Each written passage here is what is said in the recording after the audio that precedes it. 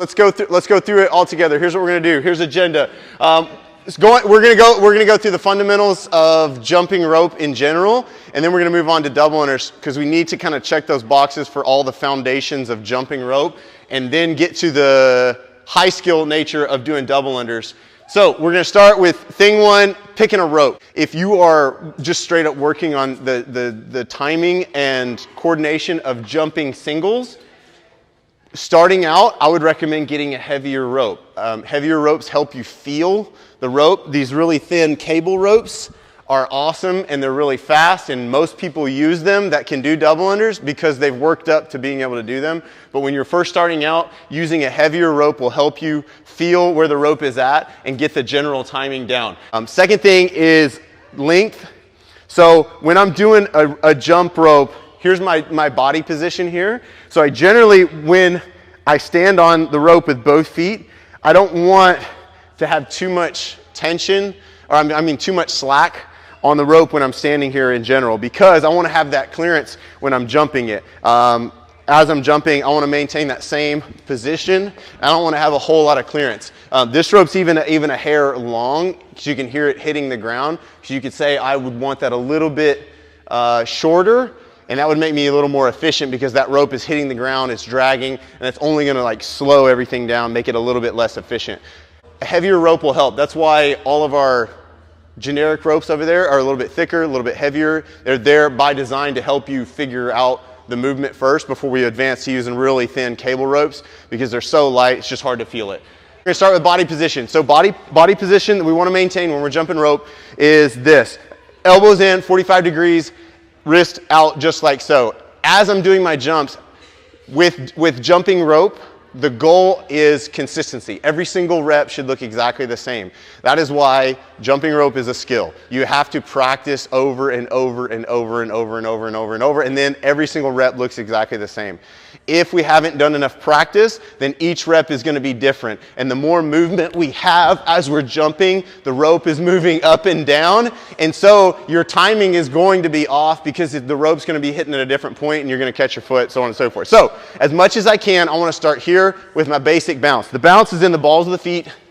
Here, elbows are in at my sides. Anytime you go out here, it's gonna smoke your shoulders out. Generally, your shoulders exhaust, and then your shoulders drop as you get tired, and now your rope is in a different place, and your timing is gonna have to change if you wanna maintain the same rhythm. So, that's why I say elbows in at your sides here, you're squeezing those in, shoulder blades are backing down. That will help you maintain a more efficient position. Rotation is gonna be at the wrist. It's not at the elbow, it's not at the shoulder, because again, my rope is now moving up and down, and it changes where it's going to hit every single time. You want to work on the fundamentals. This is a very, very good drill, is jump roping slow. This goes against most double under videos you're going to find out there, and they're going to have you doing all sorts of other things because it's like, no, we need to jump faster to get double unders, and I would say you need to slow down, and then you're going to get the awareness, and then the double unders are going to be easier after that. Rotations at the wrist. First drill, all I want us to do is we're going to work on one single jump, and then I want the rope to come around and hit you in the feet. So what it's going to look like is this. We're going to rotate around, jump, it's going to hit you in the feet, okay? This is just follow my lead on this, okay? So first drill, do one single, let the rope hit you in the feet, reset, and I want you to do 5 of those. You're going to do 5. The importance of this drill is the timing. You're figuring out where the rope is at, and you're getting the timing about when I need to jump. So on this one, same body position, elbows are in, rotations here. We're going to start with a slow single, as slow as you can go. Try 10 super slow singles. This is an important drill to work on the timing. You should be able to feel that rope and also know how much time you have before you need to jump, right? So I'm purposefully waiting until the last second to jump. So the more awareness I can get with the rope, the better my overall double unders and single unders are going to be, because when you're in a workout, you're going to have some that catch your foot, that go a little slow, and you're going to have to kind of change your pace a little bit, and you can get back on rhythm or off rhythm, and that's always beneficial. But knowing where the rope is at in space and time is very helpful. Check mark for anybody who's working on progressions here. Before I advance to going on to double under drill, I need to be able to consistently hit 100 singles in a row. That's a good one where it's like, Can I do 100 singles in a row without tripping up, maintain my body position? If I can, check mark, good. I'm decent at singles, and now I can move on to the double unders and go to that next mark. Once we go from singles to doubles, the biggest fall is everybody loses body position on the jump. So what happens is we go from singles, and the second we go to double, everything changes. We lose that body position. My single bounce should be exactly the same as my double. So again, singles are here, doubles are there. The only thing that changes, I'm jumping a little bit higher, and then I'm gonna have a little bit quicker rotation of the wrist. The single under bounce is here, the double under bounce is here. I'm still catching on the balls of the feet, I'm just jumping a little bit higher. What I want us to do first, working on the power jump, if you wanna call it that, the higher jump with a single under. So we start singles, and I want you to, well dear. I want you to jump with a power jump, but you're gonna do a single. Okay, this is not easy, but do 10 if you can. Faster. Same drill we did earlier, where we're gonna do 1 rep and then it's gonna hit us in the feet. That's all I want us to do here, is we're gonna do you can go single, double, hit you in the feet, if you've got it, okay?